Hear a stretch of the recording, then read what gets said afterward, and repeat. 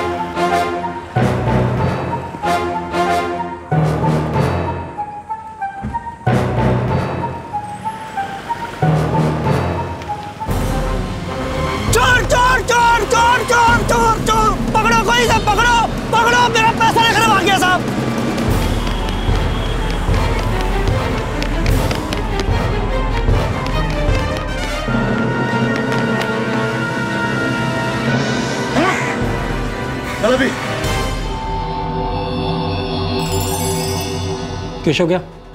केशव सोंडा।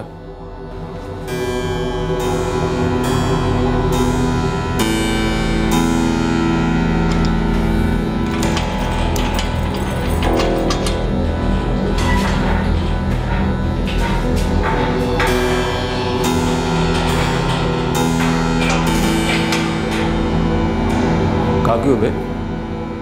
चोरी या डाका डाले हो?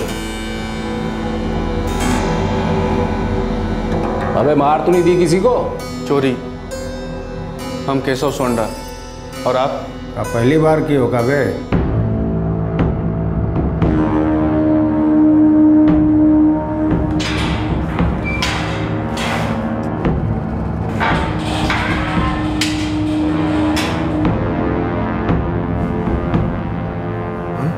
ये हमसे नहीं होगा। तू नीरज से बात कर। तेरे गांव बसवी के पास वाले गांव पराहा का ही रहने वाला है। नीरज कहाँ मिलेगा? यही मिलेगा और कहाँ मिलेगा, और कब मिलेगा ये कौन नहीं जानता।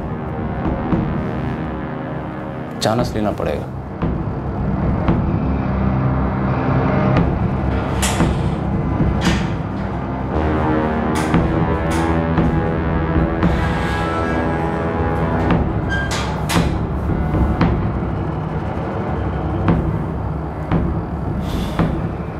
हम नीरज।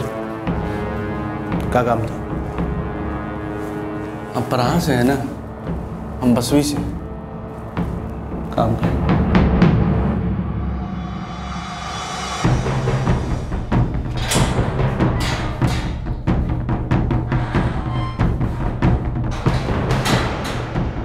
हरिराम। हाँ। तो तू हैगा केशव सोंडा? हाँ। कांटेक्ट करा पुजारी का, तो ओकरा को जो चाहिए ओकरा के पास मिले। पुजारी कहाँ मिलेगा? नंबर हुआ दे देंगे ओका। कोशिश करते रहना, कबो न कबो लग जाए। ओकरा के हमरा नाम लेके बात करना, तो हर काम हो जाए।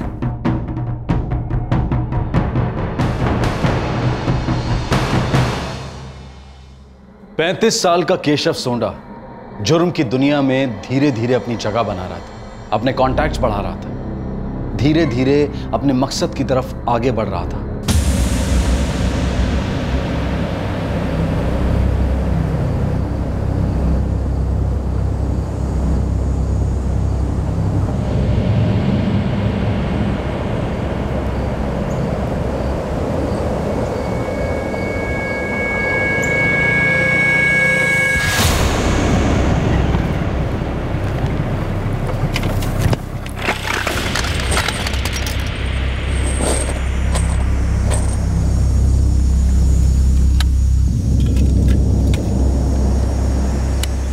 इसमें से तो एक टाइम पर एक ही गोली चलेगा ना, फिर दोबारा लोड करना पड़ेगा।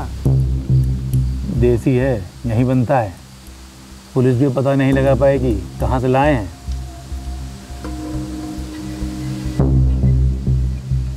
15 गोली दे दीजिए।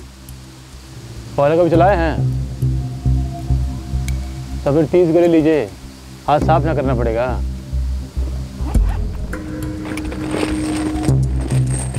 ले लीजिए।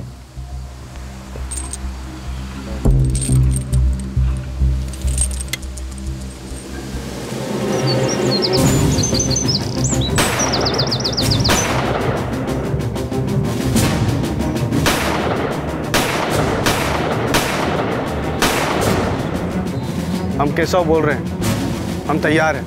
हाँ तो ठीक है, वो चक्रधर नाका के पास में मिलना, वही पास ही में जंगल है। वो हर रात 8 बजे के करीब में मंडी जाता है, हम उसको सीधा वहीं पे लेके आते हैं। ठीक है, हम तुम्हारा वहीं इंतजार करेंगे।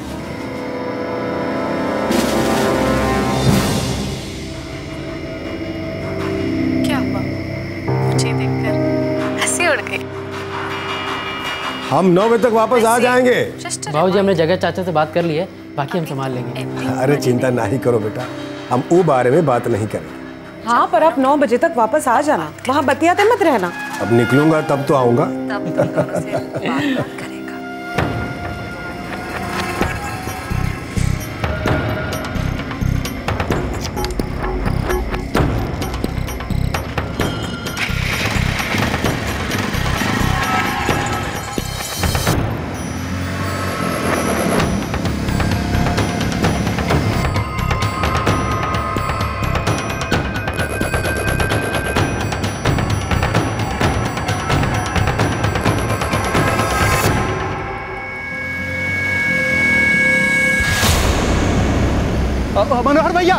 मनोहर भैया रुके ना।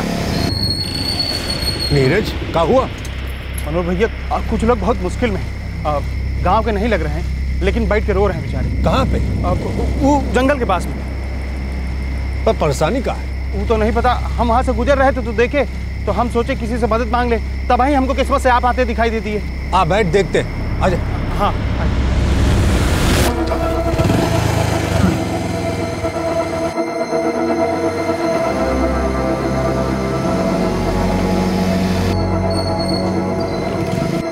नीरज, कहाँ है वो लोग? अब इधर ही पास ही में है, लेकिन ये मोटरसाइकिल नहीं जा पाएगा ना, तो पैदल चलना पड़ेगा।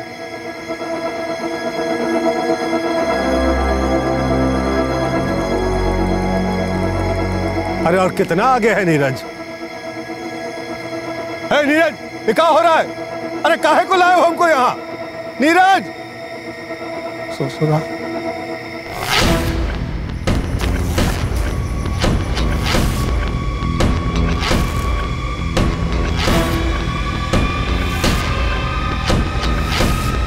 तिरपन साल के मनोहर लूमी की बड़ी बेरहमी से हत्या कर दी गई। वो कोई आम इंसान नहीं था, वो उस जिले के 14 गांव के मुखिया थे।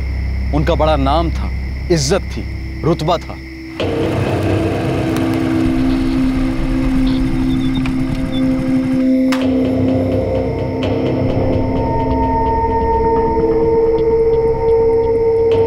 एक बात याद रहे, ऐसा इस घर में कुछ भी नहीं होना चाहिए जिससे हमारी। नमस्ते काका। सुनो बेटा, अरे मनोहर जी कहाँ हैं? वो तो मंडी निकल गए, आपसे नहीं मिले। वो तो आए ही नहीं। बेटा हम घर लौट रहे थे तो चक्रधर नाके के पास मनोहर जी की मोटरसाइकिल ये सड़क के किनारे पड़ी हुई दिखी। क्या?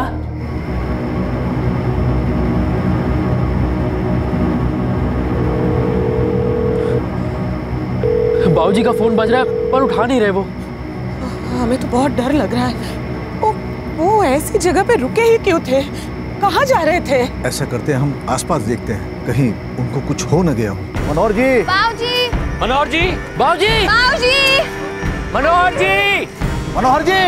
बाबूजी! बाबूजी! मनोहर जी! बाबूजी! बाबूजी! बाबूजी! बाबूजी! मनोहर जी! मनोहर जी! बाबूजी! बाबूजी! मनोहर जी! मनोहर जी! बाबूजी! मनोहर जी! बाबूजी! आज ये सब क्या हो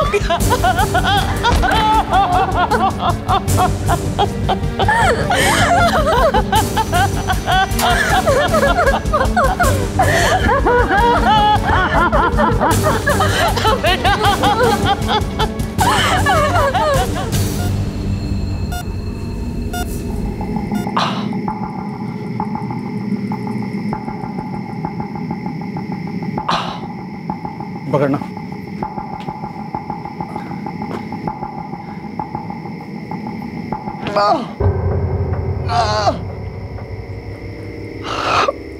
गोली निकाल दी है, लेकिन तुम दोनों को आज रात में ही यहाँ से भाग जाना पड़ेगा,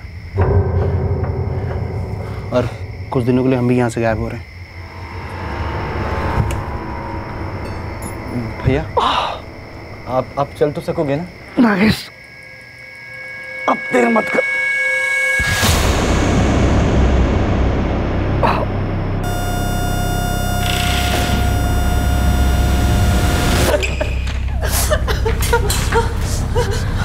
माफ कीजिए, हमने बचा नहीं पाए।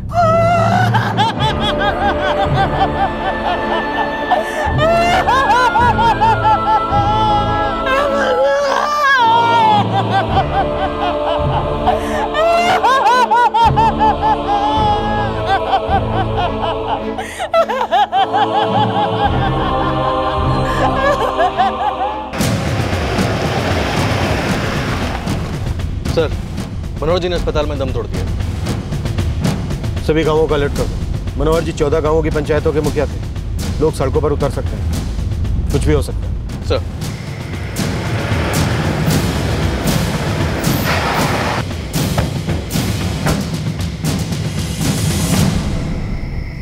बहुत ही क्रिटिकल कंडीशन में उन्हें यहाँ लाया गया था, इसलिए हम उन्हें बचा नहीं पाए। पोस्टमार्टम रिपोर्ट कब तक मिल सकती है? अगर सुबह तक गांव वालों को बॉडी नहीं सौंपी गई तो वो लोग हंगामा खड़ा कर सकते हैं।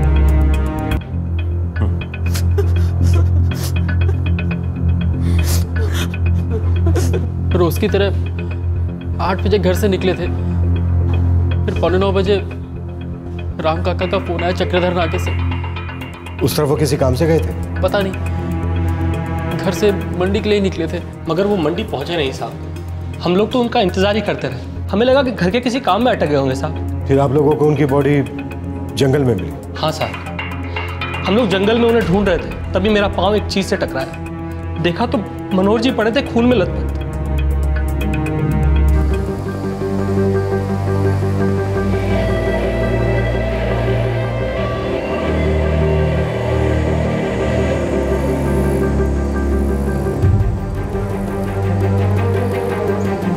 साहब ये यहाँ मेरी मनोहर जी की लाश है।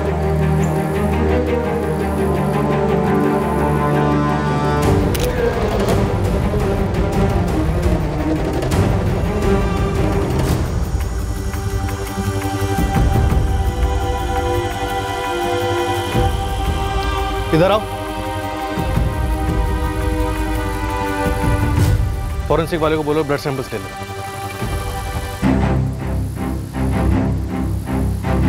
6 गोलियां, देसी कट्टा।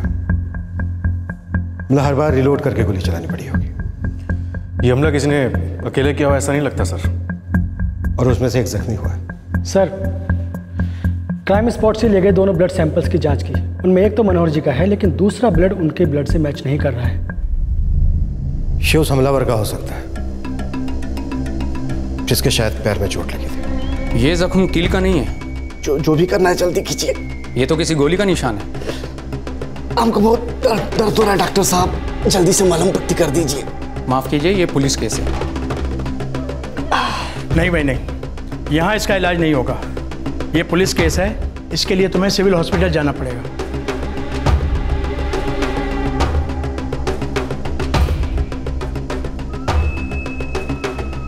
मैं आप सबका जज्बाती होना समझ सकता हूं, पर आप लोग ही बताइए, क्या बिना जांच के कोई मुजरिम पकड़ा जा सकता है? मनोहर जी पूरे 14 गांव के मुखिया थे, सब उनकी बहुत इज्जत करते थे।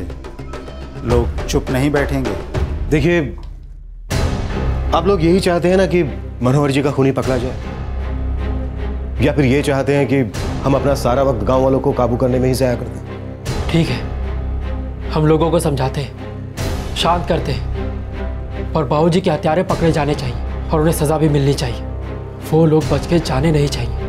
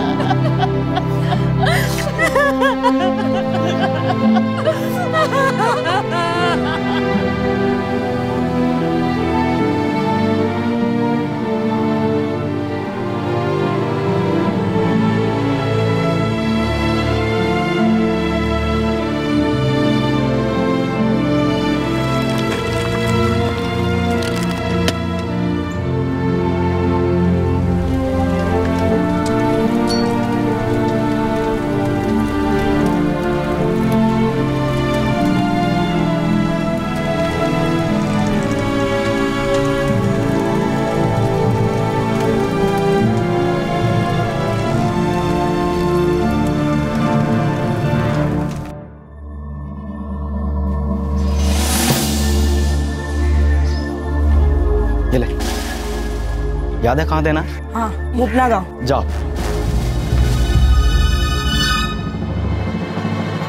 मनोहर लूमी को किसने मारा?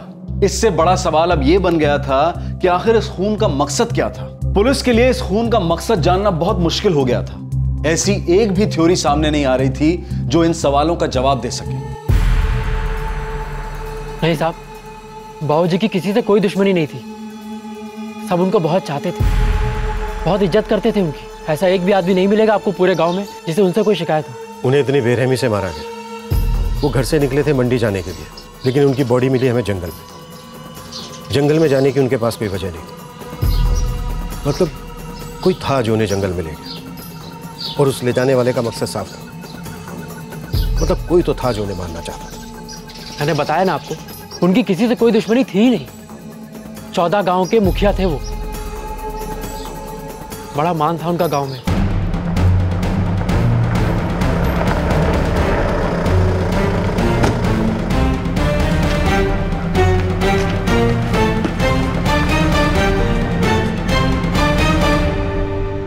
चौदह गांव की 14 पंचायतें हैं और हर एक का अपना अपना प्रधान है, पर उन सब प्रधानों के मुखिया थे हमारे मनोहर जी।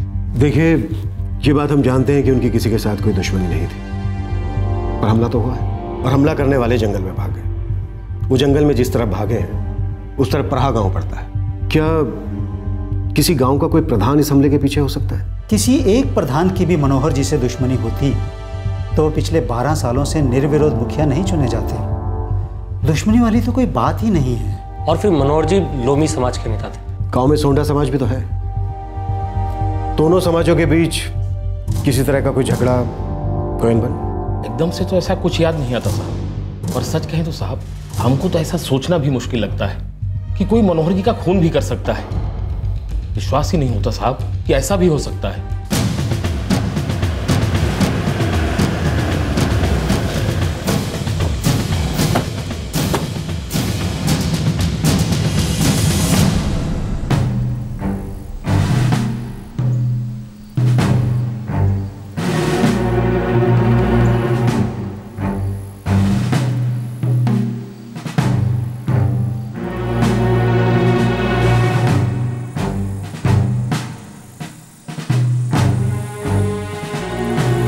सर, ये रास्ता मंडी की तरफ जाता है।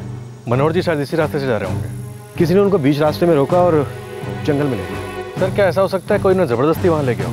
पोस्टमार्टम में हाथापाई के तो कोई निशान नहीं। हाँ, ये हो सकता है कि कोई किसी बहाने से उन्हें जंगल में ले गया, जहाँ हमलावर पहले से मौजूद है, और उनके वहां पहुंचते ही हमलावर ने उन पर गोलियां चला दी। हाँ सर, ऐसा हो सकता है। अगर कोई किसी बहाने से उन्हें जंगल में ले गया है तो उसका मतलब यह है कि कोई जान पहचान वाला ही है, शायद इसी गाँव का।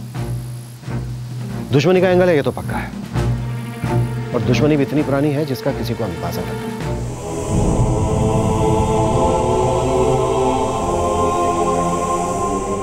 रोज रात को मंडी में मिलना होता था। सब लोग जो है अपना दुकान धंधा बंद करके मिलते थे, बातचीत करते थे। मनोहर जी जब वहां नहीं पहुंचे तो किसी ने उनके घर पर फोन नहीं किया? साहब, बात यह है कि हम तो रोज की बातचीत करते थे। कभी कभी कोई नहीं आ पाता तो घर पे अपने अपने काम होते हैं। हमें लगा कि मनोहर जी किसी काम में फंस गए हैं, लेकिन जब हम घर लौट रहे थे तो उनकी मोटरसाइकिल देखी तो हमें लगा कि कुछ गड़बड़ है। अगर दुश्मनी जैसी कोई बात होती तो वो घर पे जरूर बताते, लेकिन ऐसी कोई बात ही नहीं थी। कोई धमकी वगैरह या किसी से कोई खतरा? साहब, और कितनी बार बताएं, ऐसा कुछ था ही नहीं।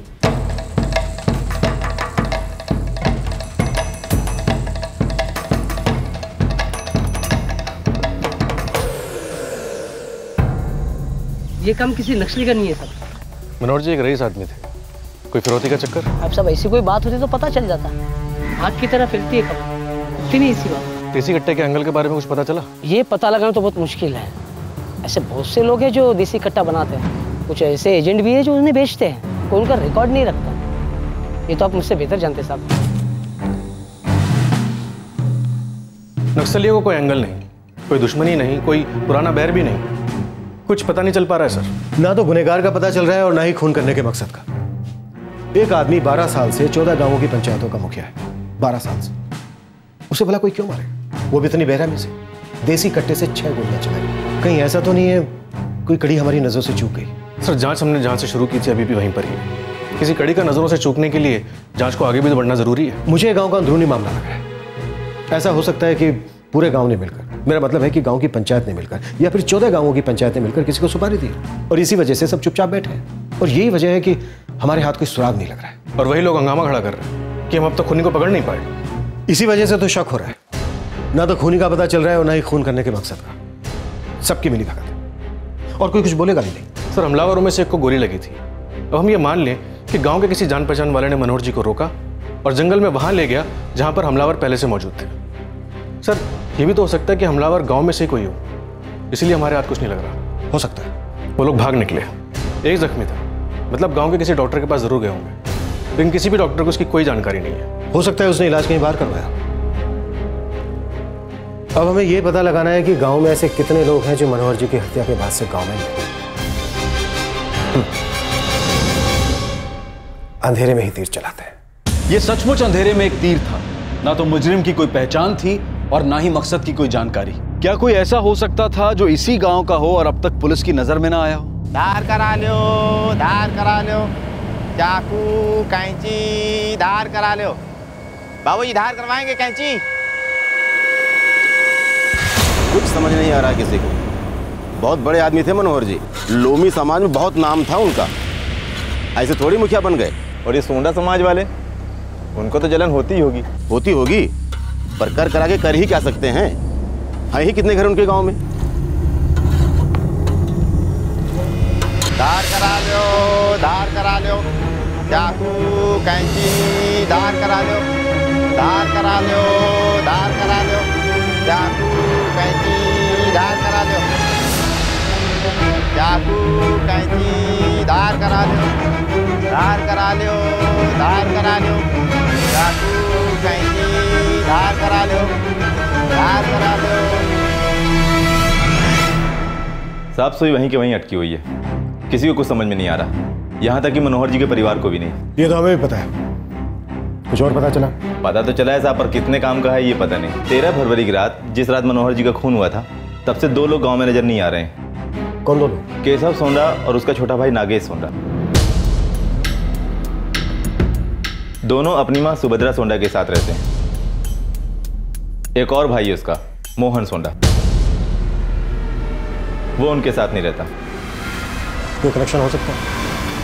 13 फरवरी से घर नहीं लौटे, एक बार क्रॉस चेक करना तो बनता है।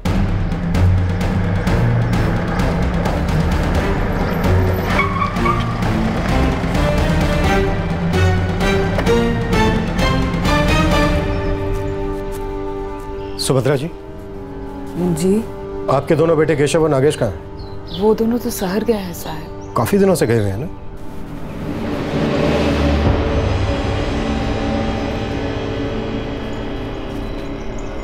क्या हुआ सर? तुम मोहन हो ना? जी हाँ। नहीं कुछ नहीं, बस ये पूछना आए थे कि केशव और नागेश कहाँ? वो तो शहर गए हैं कुछ काम से। क्या बात है, सबके सब एक जैसा ही जवाब दे रहे हो कि शहर गए हैं, किसी काम से गए हैं। ऐसे किस काम से गए हैं कि 4 दिन से घर नहीं लौटे? साहब हम किसान हैं, खेतों के लिए खाद बीज कुछ ना कुछ लगता ही है, शायद खेतों के लिए कुछ सामान लाने गए होंगे। ए अम्मा, जाने से पहले कुछ बोल के गए थे? नहीं तो खेत के लिए सामान लेने जा रहा हूँ, बस इतना ही कह के गया। ऐसा क्या लाने गए थे कि अभी तक घर नहीं आए? अब साहब बरसों पहले हम खेतों का बंटवारा कर दिए, ये सब अपना खेत संभालता है और हम अपना। अब हो सकता है कुछ ऐसा काम हो जिसका मुझे पता ना हो। और अम्मा को तो आप देख ही रहे हैं, बुढ़िया गई हैं।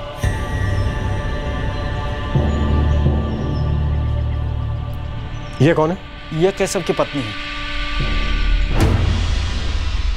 फिर तो इन्हें जरूर पता होगा कि इनका पति कहाँ है।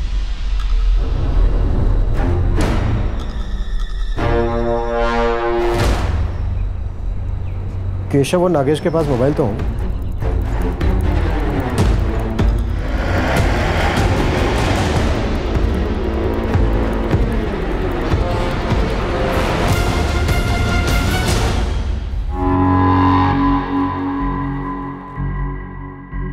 दोनों के फोन बंद है। हमें सच में कुछ नहीं पता साहब। सर दोनों के फोन 3 फरवरी से बंद है।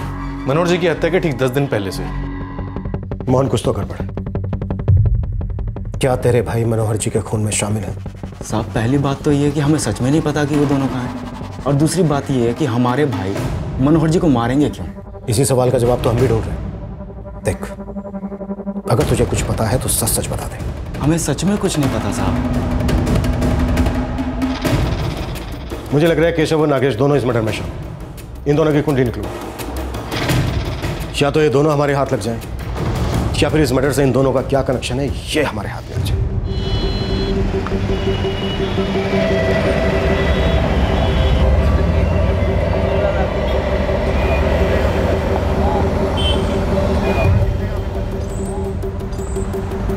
नहीं मालूम साहब, वो केशव मिला था जेल में।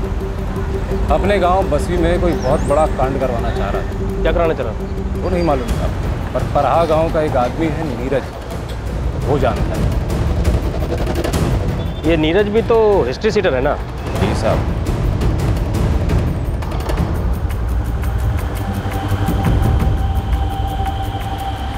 सर, केशव एक हिस्ट्री शीटर है।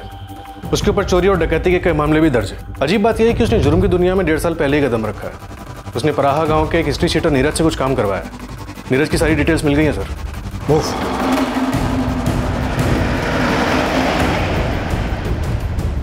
अब सारी कड़ियां केशव के इस खून में शामिल होने का इशारा कर रही हैं, लेकिन उसने ऐसा किया क्यों?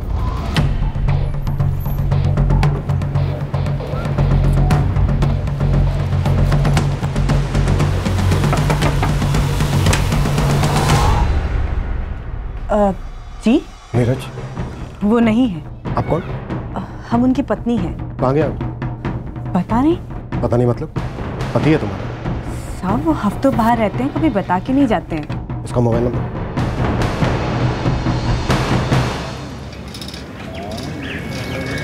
पुलिस को केशव और नागेश पे शक है, और दोनों कहाँ है ये भी पता नहीं। मुझे यकीन ही नहीं होता कि वे दोनों शामिल हैं।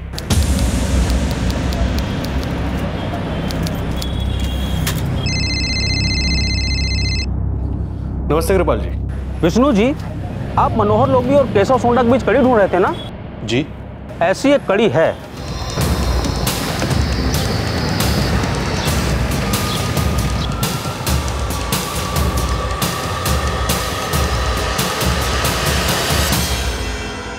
ये पढ़ लीजिए, 22 साल पुराना मामला है।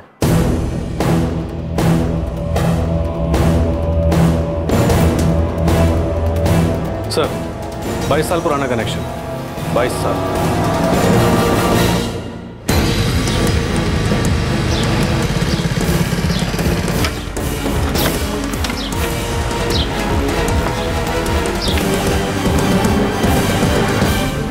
अम्मा, पुलिस का शक अब पक्का हो गया है कि खून केशव और नागेश ने किया है, और उनकी मदद परहा गांव के नीरज ने की है। ऐसी हवा है कि 22 साल पहले का कोई मामला है। अम्मा, आपको पता है कि 22 साल पहले क्या हुआ था? मैं और पूजा तो तब पैदा भी नहीं हुआ।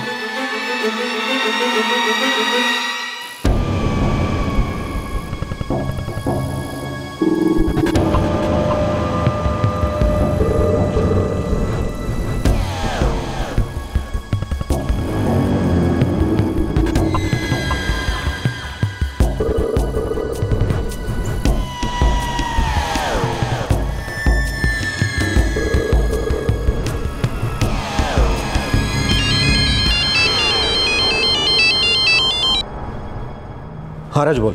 केशव, मोहन और नागेश, इनकी एक मौसी है, नाम है लीला रानी। यही मोपना गांव में रहती है। ये ले, याद है कहाँ देना? हाँ, मोपना गाँव। केशव की अम्मा सुभद्रा की सगी बहन है लीला रानी, विधवा है वो। दोनों वहाँ छुपे? ये तो पता नहीं साहब। ठीक है।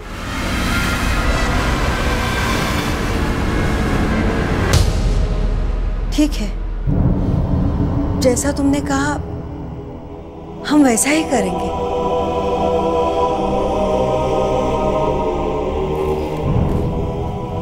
अम्मा, पुलिस को केशव और नागेश पे पूरा शक है। कितना समझा केशव को, भूल जा, नीति बातों पे मिट्टी डाल।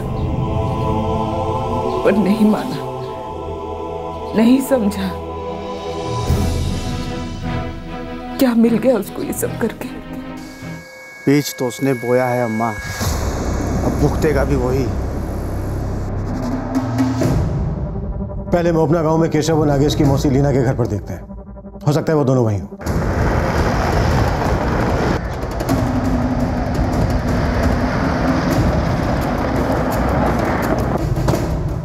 घर को चारों तरफ से घेर लो, अगर वो घर पे है तो बचने ना पाए।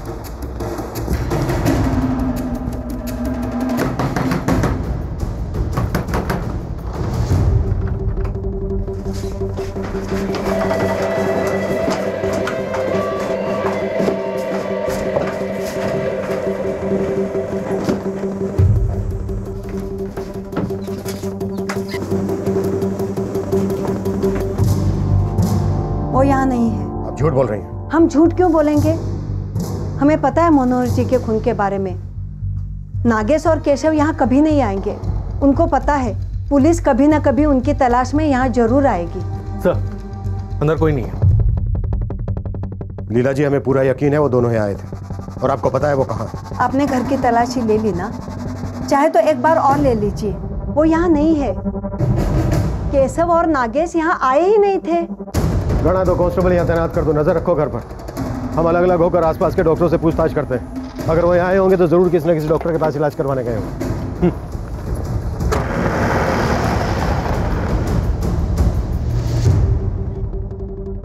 जी हाँ, एक आदमी आया था, नाम तो नहीं पता, पर एक 30 साल का था और उसके दाहिने पैर में गोली लगी थी। जी हाँ, आया था। उसे देखते ही मैं समझ गया था ये पुलिस केस है। उसके पाँव में गोली लगी थी, इसलिए मैंने उसे सिविल हॉस्पिटल जाने के लिए कहा।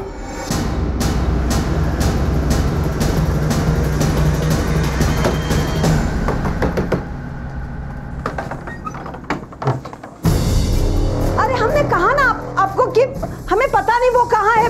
भगवान कसम हमें नहीं मालूम।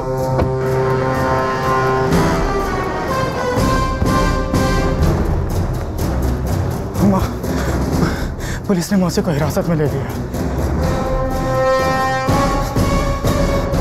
माँ, मैं थाने में जाके सबको सच बता देना चाहिए।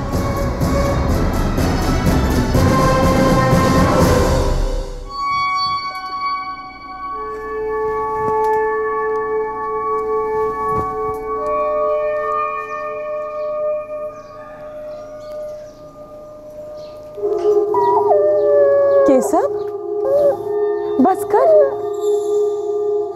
क्यों इतना परेशान है बेटा? बेटा, हमारे सामने भी पूरी जिंदगी बाकी है। जिंदा रहने के लायक नहीं है वो अम्मा, उन्हें जीने का हक नहीं है। मैं उन लोगों को जिंदा नहीं छोड़ूंगा। बेटा, हम तुम्हें खोना नहीं चाहते।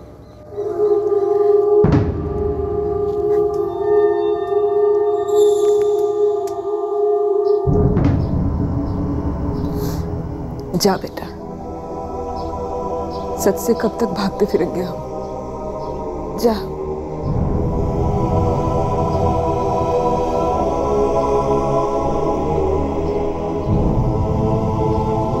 हम कितनी बार बोले, वो लोग हमारे यहाँ नहीं आए थे। आप झूठ बोल रही हैं।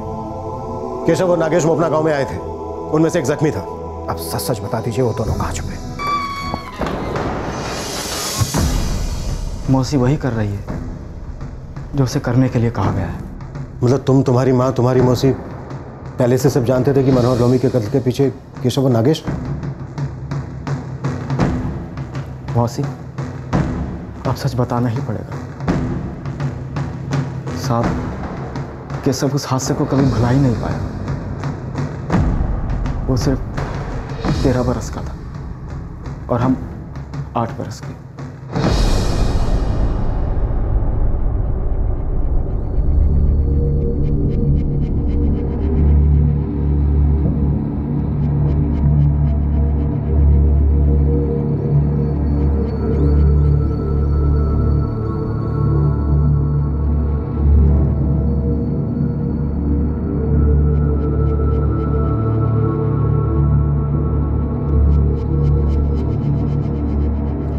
जज साहब, आखिर में मैं बस इतना ही कहना चाहूँगा कि ये सभी लोग बहुत ही निर्दयी हैं। जैसा कि इनके वकील ने कहा कि जुर्म के वक्त इनमें से कुछ लोग सिर्फ खड़े होकर तमाशा देख रहे थे। हमले में उन्होंने कोई हिस्सा नहीं दिया, जबकि सच्चाई यह है कि जुर्म इनके सामने होता रहा और इन्होंने कुछ नहीं किया।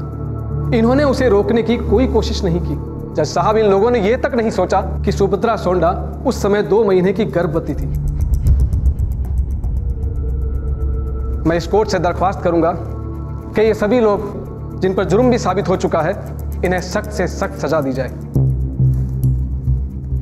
कोर्ट को लगता है कि मनोहर लोमी, जगजीवन सोंडा और गजानन सोंडा इस जुर्म में शामिल नहीं है। वे सिर्फ वहां मौजूद थे और वैसे भी इनके इस जुर्म में शामिल होने के कोई सबूत नहीं है। लिहाजा ये अदालत इस खून के इल्जाम से इन्हें बरी करती है।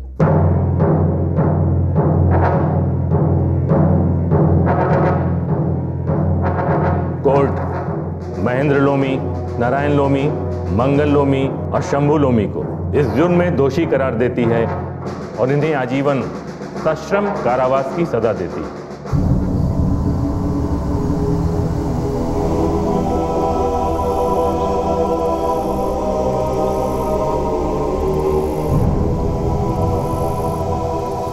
कोर्ट ने मनोहर लोमी को बरी कर दिया, लेकिन केशव ने जुर्म किया है, वो मुजरिम है, वैसे कानून से बच नहीं सकता। अच्छा होगा कि तुम लोग बता दो वो कहाँ छुपा है। नहीं पता साहब, वो उस रात मौसी के घर गया था जिस रात उसने मनोहर लोमी की हत्या की थी। मतलब तुम लोग जानते थे कि उसने मनोहर लोमी की हत्या की? नहीं पता साहब, ना हमें ना मौसी, किसी को पता नहीं था। अंदर ही अंदर वो उस गुस्से को पालता रहा 22 बरस, पर हम में से किसी ने ये सोचा तक नहीं था कि एक दिन सचमुच वो अपने बाबूजी की हत्या का ऐसा बदला लेगा। यहाँ बैठिए।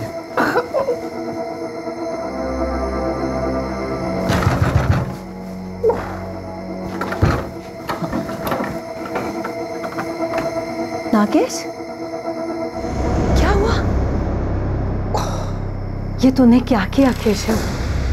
क्यों? और नागेश को क्यों शामिल किया?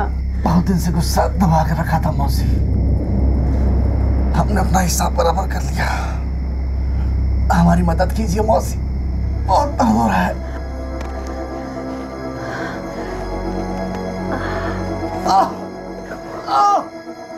बहुत खून बहा है, डॉक्टर को बुलाना होगा। पर मौसी, ऐसा कोई डॉक्टर है जो यहाँ घर आके मलहम पट्टी करे?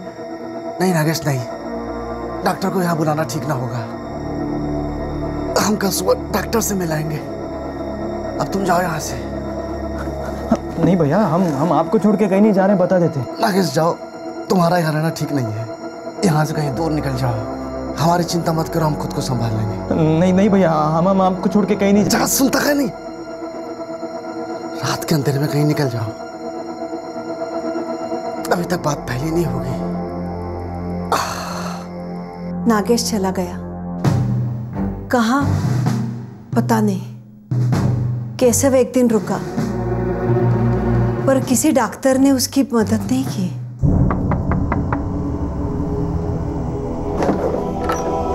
केशव,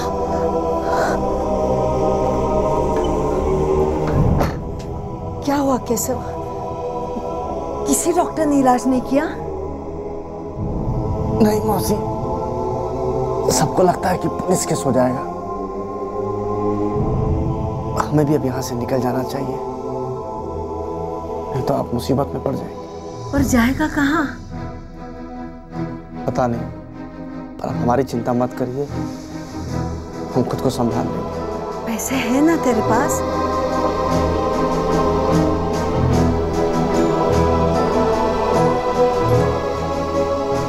फिर हमने रुपए भेजे। ये ले, याद है कहाँ देना? हाँ, मोपना गांव। हाँ, जाओ।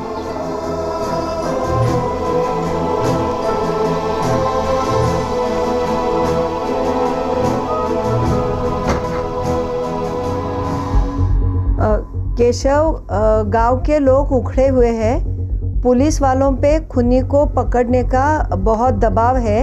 अच्छा होगा अगर तू आसपास कहीं नजर ना आए। गांव वालों के हाथ पड़ा तो पता नहीं क्या करेंगे। अपना ख्याल रखना मोहन। अब हम चलते हैं मौसी। फिर हमने उसे थोड़े फल दिए, थोड़ी सब्जियां दी और वो चला गया। कहाँ गया पता नहीं। तब से कोई खबर नहीं, कोई फोन नहीं।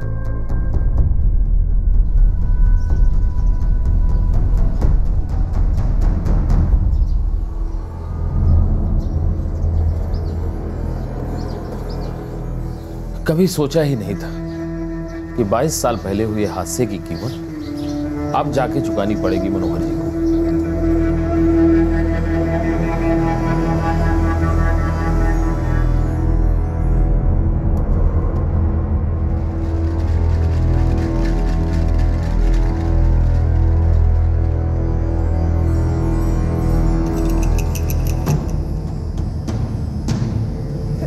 बाईस साल पहले बोया गया गुस्से का एक बीज केशव ने पूरी उम्र अपने सीने में संजो कर रखा। मनोहर लूमी को एक जुर्म से बाइज्जत बरी किया गया था।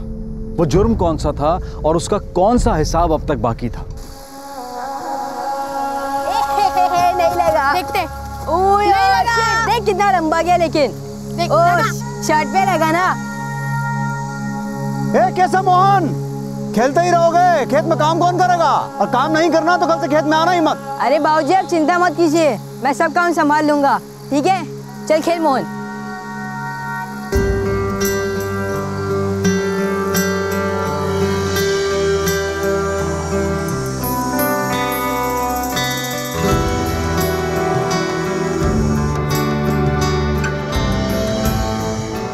कल शहर जाके डॉक्टर को दिखाना है। 1 महीना हो गया। जाएंगे ना, कल सुबह सुबह फैक्ट्री का माल छोड़ आऊंगा, फिर दिन में चलेंगे डॉक्टर के पास। बाबूजी मैं भी आपके साथ आऊंगा। बाबूजी मैं भी। मोहन तू चलना मेरे साथ। ये सब बेटा तू यहाँ रुक के खेत का काम संभाल, तू बड़ा है ना। जब मैं गांव में नहीं रहूंगा तो घर और खेत तेरे ही भरोसे है, ठीक है ना? ठीक है बाबूजी।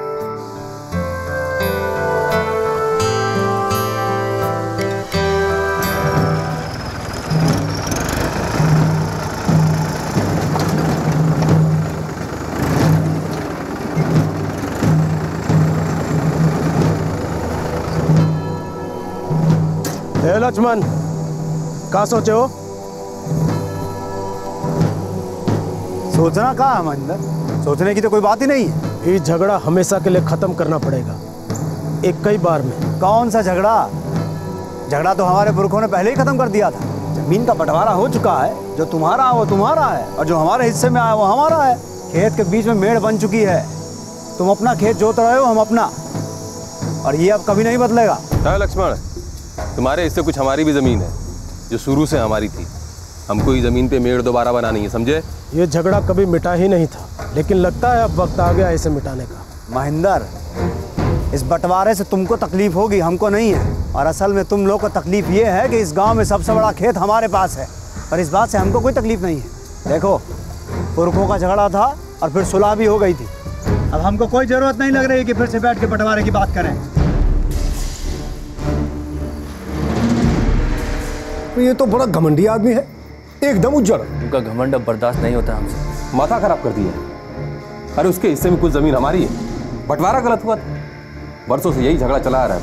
लक्ष्मण के बाप और हमारे बाबूजी के बीच भी यही झगड़ा था। ये जमीन हमारी है और हमका मिले के चाहिए बस। गांव में सबसे बड़े खेत का मालिक है वो इस समय, और उसकी पूरी जात में आज तक इतनी जमीन किसी के पास नहीं रही। अरे तभी तो इतनी अकड़ है उस साले में। इस गांव में हमारी जात का बहुमत है, वो की जात के तो गिने चुने घर हैं यहाँ, लेकिन तब भी नारायण और महेंद्र को उसका घमंड बर्दाश्त करना पड़ता है। कुछ तो करना पड़ेगा भाई। हम अपने समाज के प्रधान लोगों से बात करते हैं, उन्हें ये मसला सुलझाने को कहते हैं, ताकि ये झंझट हमेशा के लिए खत्म। अगर वो फिर भी नहीं माना तो अब तो जो ठीक होगा वही करेंगे।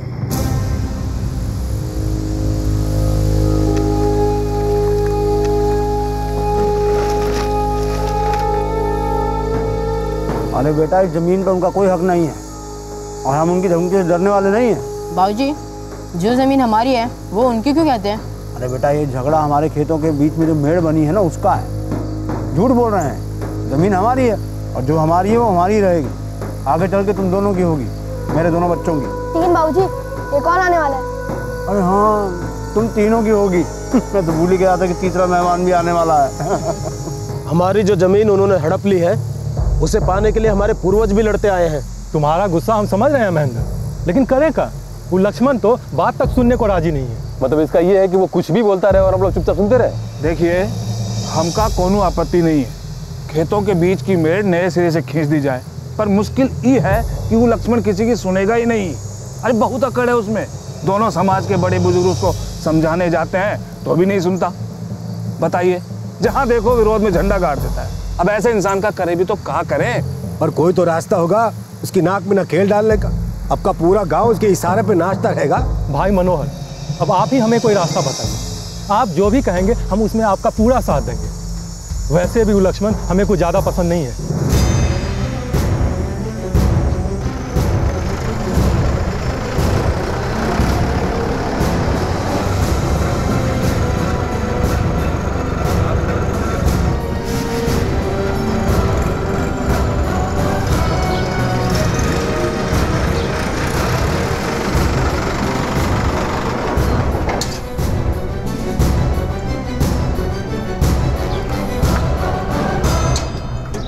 पगला गए हो क्या तुम लोग जो ये सुझाव लेकर यहाँ आए हो? लक्ष्मण, हम बड़प्पन दिखा के अपना हाथ आगे बढ़ा रहे हैं और तुम अकड़ दिखा रहे हो। और हम तुम्हें कोई कम कीमत नहीं दे रहे। इतना रुपया कोई नहीं देगा जमीन का। रुपया ले लो और महेंद्र और नारायण को उनकी जमीन का हिस्सा लौटा दो। बात खत्म हम हिस्सा के लिए। मनोहर, वो जमीन हमारे बाप दादाओं की है, उनसे विरासत में हमको मिली है और हमारे बाद हमारे बच्चों को मिलेगी। ना तो हमको मेड़ बदलनी है और ना ही वो जमीन बेचनी है। बात आ गई समझ में आपको? लक्ष्मण, बहुत गलत कर रहा है तो एक नतीजा तुझे भुगतना पड़ेगा। समझा रहे हैं? यही सुझाव हम आपको दे रहे हैं। जो है जैसा है वैसा ही रहेगा। हमें डरा धमका के अपने मन की कर लीजिएगा क्या? सोचना भी मत, हम किसी से डरने वाले नहीं हैं।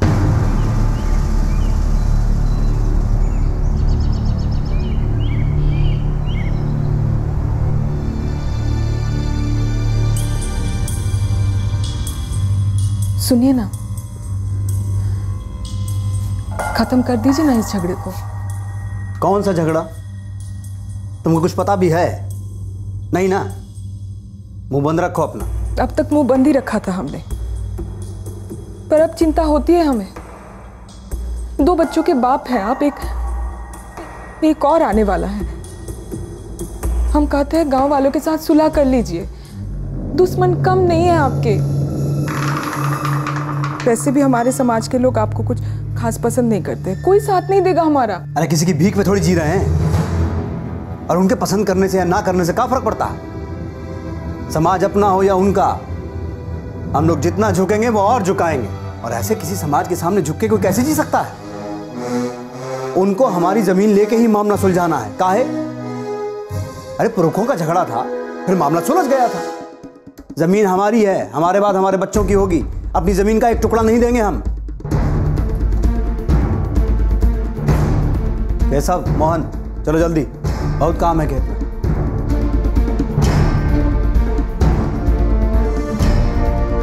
लक्ष्मण स्वभाव से ही विद्रोही था, समझौता नहीं करना चाहता था। लक्ष्मण महेंद्र और नारायण के साथ अपने खेत के मेड़ को लेकर चल रहे झगड़े को सुलझाने को राजी नहीं था। उसका अपने समाज के लोगों से भी कोई बहुत अच्छा रिश्ता नहीं था। वो अपनी जिंदगी अपनी शर्तों पर जीने में विश्वास रखता था और आखिर उसे इसकी कीमत चुकानी पड़ी।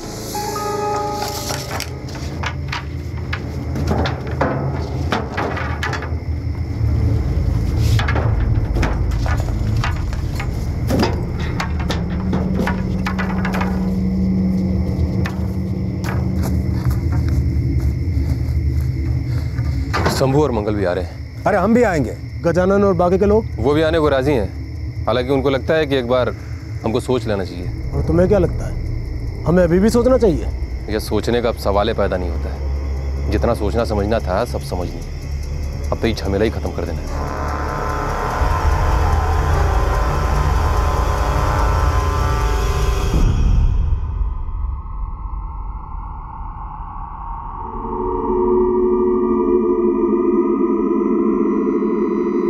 केशव, मोहन उठे नहीं का अब तक? मोहन सो रहा है, केशव नहा रहा है। अरे तो उसको भी उठाओ, तैयार करो, दोनों को भेजो खेत पर। जी हाँ, रोटी उन्हीं के हाथों भिजवा दूंगी। हाँ।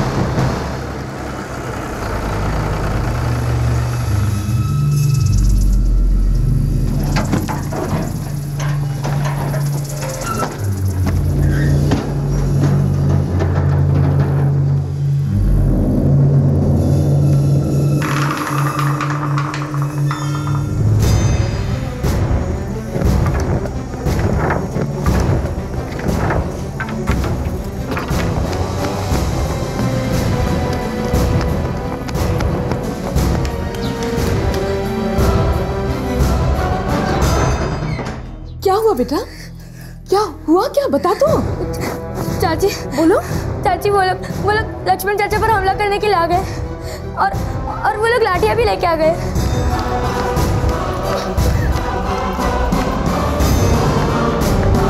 अम्मा, अम्मा, बाबूजी, अम्मा, बाबूजी, बाबूजी, बाबूजी, बाबूजी।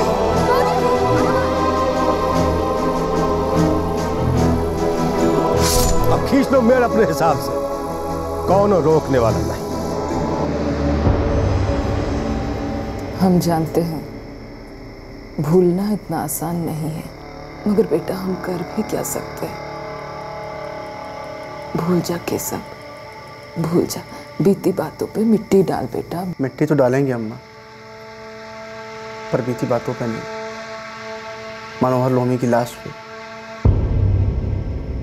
जब तक वो जिंदा है हम चैन से नहीं रह सकते। भैया हम आपके साथ हैं। चुप कर, तू तो तब पैदा भी नहीं हुआ था, तुझे क्या पता क्या हुआ? हाँ? पैदा नहीं हुआ तो क्या हुआ अम्मा? वो हमारे भी तो बाबूजी थे। उन लोगों की वजह से मैंने अपने बाबूजी का चेहरा तक नहीं देखा। बेटा हमें भी गुस्सा आता है, बहुत गुस्सा आता है, और बेटा गुस्से से जिंदगी नहीं चलती। 21 साल से चैन की नींद नहीं सोया अम्मा, 21 साल। तू सो सकी चैन से? सब कुछ था हमारे पास, हमारी ज़मीनें छीन ली गई, पीने के लाले पड़ गए। जो उनका नहीं था वो भी उन लोगों ने हमसे छीन लिया। हमारे बाबूजी को जान से मारा उन्होंने। कैसे उन लोगों ने गलती की गलती उन लोगों ने, मगर उस गलत को सही करके जो कुछ भी हमने खोया क्या वो वापस मिल जाएगा? क्या मिलेगा तुझे गुस्सा करके? माँ, हमारी आंखों के सामने से, दिमाग से, दिल से वो मंजर नहीं निकलता है। कितनी बेरहमी से उन लोगों ने हमारे आंखों के सामने हमारे बाबूजी को मारा था। तुझे भी मार दिया होता अगर उन्हें नहीं लगा होता कि तू मर चुकी है, वरना न तू जिंदा होती न नागेश।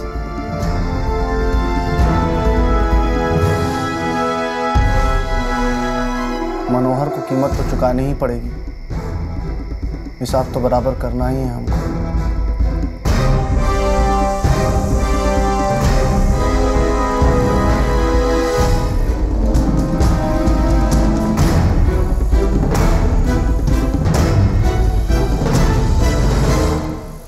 केशव के अंदर गुस्सा उबल रहा था जो उसने मनोहर को मारकर शांत कर लिया था। मनोहर अब मर चुका था, लेकिन केशव अब भी सहन कर रहा था। वो दर्द से गुजर रहा था, पुलिस से, कानून से भाग रहा था, लेकिन वो कब तक भाग सकता था?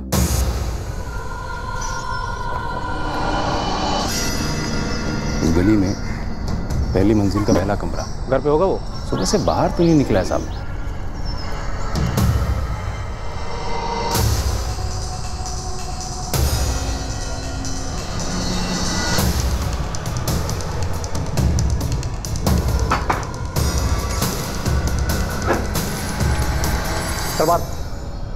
बारा,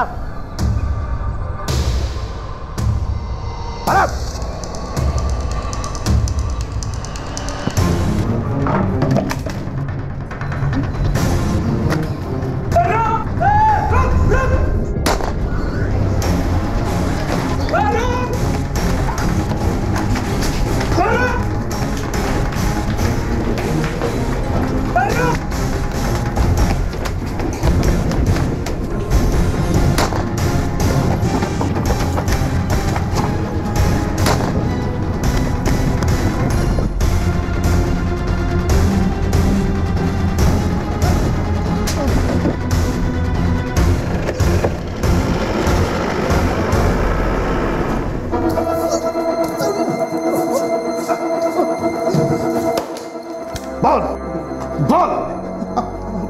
बताते सब हम ही किए थे केसों की मदद, लेकिन सब हम सिर्फ और सिर्फ पैसे के लिए किए थे। मनोहर भैया को हम ही रोके थे और हम ही लेके गए थे, लेकिन हमको ये नहीं पता था कि वो लोग उनका जान ले लेंगे। बस हम सब इतने किए थे। देख नीरज, आखिरी मौका दे रहा हूं, टिकट दबने से पहले सब कुछ सच सच बोलते। बताते हैं सब वो जंगलवा में होगा। सब हमसे कह रहा था पहले अपनी मौसी के घर में जाएगा, और इसके बाद में जंगल में अकेले छुप जाएगा। और नागेश? नागेश के बारे में हमको कुछ नहीं पता साहब। साहब वो केशव आज तक हमको कुछ नहीं बताया साहब।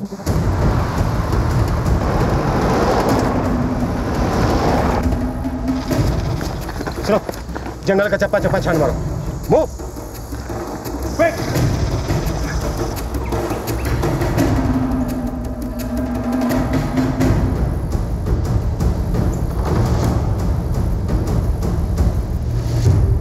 सभी गांव वालों को यह सूचित किया जाता है कि बस्ती गांव का केशव सोंडा एक मुजरिम है। पुलिस को उसकी तलाश है। उसके दाहिने पांव में चोट लगी है। किसी को भी उसके बारे में कुछ भी पता चले तो पुलिस को इत्तला कर दे। जो कोई उसे बचाएगा वो भी जुर्म का भागीदार माना जाएगा।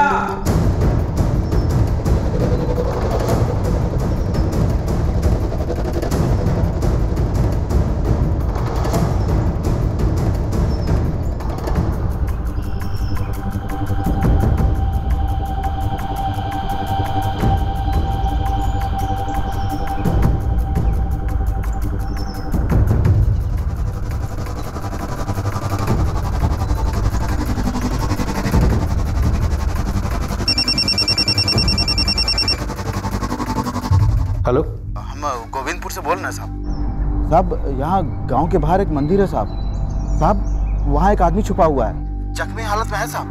साहब हमको लगता है केशव है जिसकी आपको तलाश है साहब।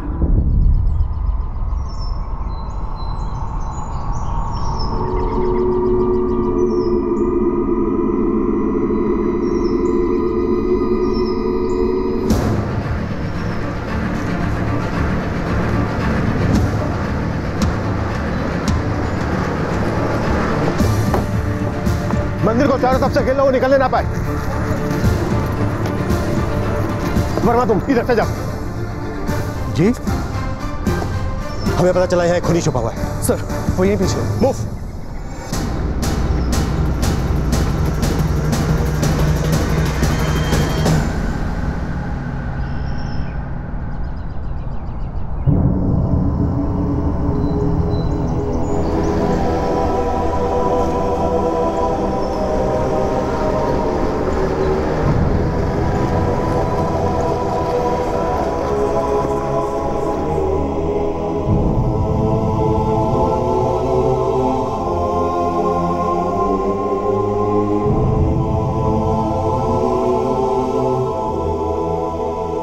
नागेश कहाँ है? पता नहीं।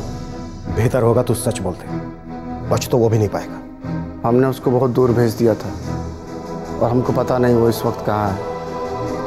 हम ये कबूल करते हैं कि मनोहर लोमी को हमने मारा था और हमें इस बात का कोई पछतावा नहीं।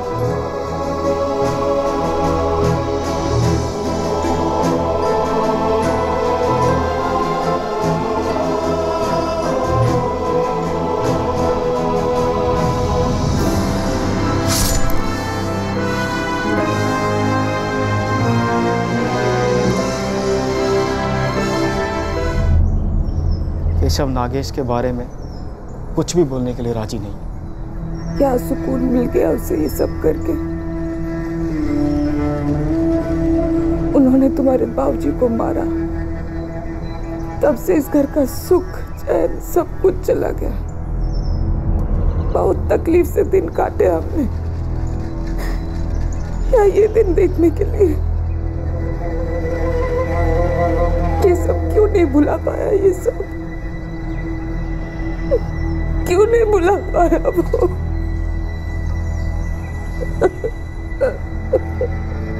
बाबूजी निहत्थे थे, उनको तो कुछ पता भी नहीं था। इन लोगों ने उन्हें धोखे से मारा है। सोनू बेटा, केशव अब पकड़ा जा चुका है। पुलिस को उसे उसकी किए की सजा देने दो। तुम्हारा, मेरा, हम सबका दुख अपनी जगह है, पर उसके चलते तहश में आके तुम कुछ ऐसा मत कर बैठना जिससे हमारा दुख और ज्यादा बढ़ जाए। ऐसा करने से हमारी पीड़ा और बढ़ेगी। केशव और नीरज फिलहाल जुडिशियल कस्टडी में है। केशव का छोटा भाई नागेश अब तक फरार है। पुलिस ने उसके घर पर और हर तरफ निगरानी रखी हुई है। केशव के नजरिए से उसने अपने पिता की हत्या का बदला लिया, लेकिन क्या यह बदला वाकई उसके पिता के साथ हुए अन्याय का जवाब था? 22 साल तक उसने अपने अंदर इस गुस्से और दर्द को पाला।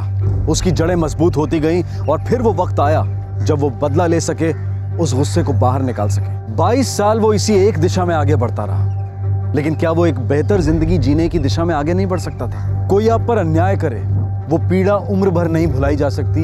ये बात बिल्कुल सच है। आपके साथ गलत हुआ है, ये बात टीस की तरह चुभती रहती है, लेकिन गलत का जवाब गलत तो नहीं हो सकता ना। हत्या का जवाब हत्या से देकर वो दर्द, वो पीड़ा मिट नहीं जाती, बल्कि वो सबकी जिंदगी में और दुख दर्द भर देती है। फिर एक नया सिलसिला शुरू होता है दर्द और पीड़ा का, एक नई दुश्मनी का। हम सब जानते हैं कि जब क्रोध और पीड़ा की भावनाएं मन में घर कर लेती हैं, तब समझदारी से काम लेना मुश्किल है। क्लोजर यानी समापन का अर्थ आंख के बदले आंख और जान के बदले जान नहीं हो सकता। बात फिर चाहे एक बेटे के निजी गुस्से और दुख की हो, उसके बदले की हो, या किसी ऐतिहासिक अन्याय के खिलाफ बरसों उफनते गुस्से की हो, उससे सिर्फ जज्बात का लावा भड़कता है, लेकिन किसी के हाथ कुछ भी नहीं आता। ये हमें तय करना होता है कि जिन यादों से सिर्फ नफरत और दुश्मनी जागती है, उनकी तरफ ही देखते रहें, या फिर भविष्य को देखें जहां कई नई राहें हमारा इंतजार कर रही होती हैं। आपसे फिर मुलाकात होगी क्राइम पेट्रोल दस्तक में एक और नए केस के साथ। तब तक अपना ख्याल रखें, सुरक्षित रहें और याद रखें, अपने आने वाले कल को देखें या अपने अतीत के बोझ को अपने सीने पर ढोते रहें। यह हमें खुद ही तय करना होता है। जय हिंद। क्राइम पेट्रोल्स के और भी दिलचस्प कहानी देखने के लिए हमारे चैनल को सब्सक्राइब करें और बेल आइकॉन दबाना न भूलें।